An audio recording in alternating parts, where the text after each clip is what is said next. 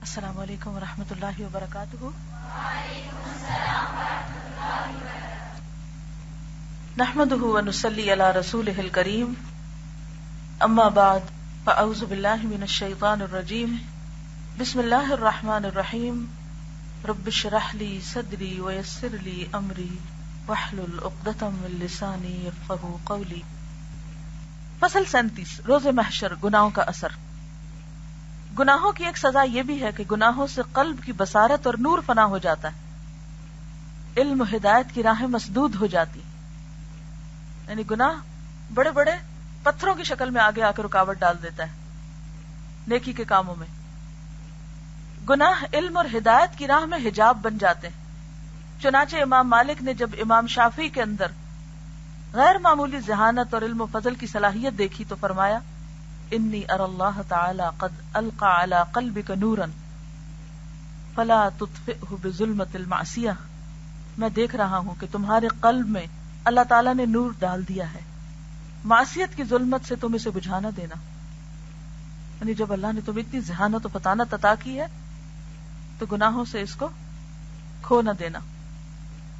گناہوں سے نور قلب مضمحل اور کمزور ہو جاتا ہے اور ظلمت و تاریکی قوی تر ہو جاتی ہے۔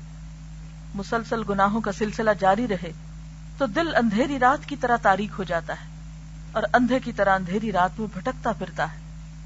اللہ اللہ، کجا یہ تقوی و پرہیزگاری کی عافیت و سلامتی، کجا کا مطلب تھا کہاں، کہاں یہ تقوی اور پرہیزگاری کی عافیت و سلامتی، اور کجا یہ مشقتوں کی گراباریاں۔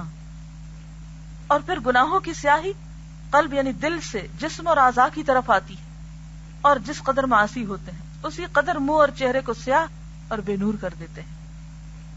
یعنی جو کچھ ہمارے دل میں ہوتا ہے وہ پھر پورے جسم میں ٹرانسفر کر جاتا ہے۔ ہمارے ایکشنز، رویے، ہماری حرکات، ہمارے اندر سے اٹھنے والی ریزیں، سب کچھ اس سے متاثر ہو جاتا ہے، اور پھر چہرہ بھی بے رونق، بے نور، پھیکا، آنکھوں سے وحشت برس رہی ہے۔ کیوں؟ سزا ہے اس قصور کی، اس غم کی جو دنیا کی خاطر کیا اور دنیا کی خاطر جو آنسو بہائے۔